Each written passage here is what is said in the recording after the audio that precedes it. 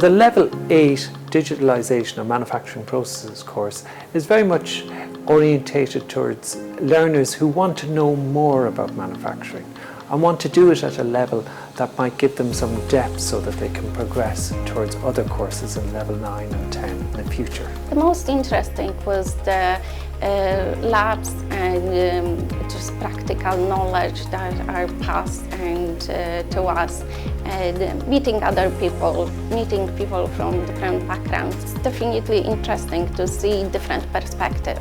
There are two reasons why we generated the course.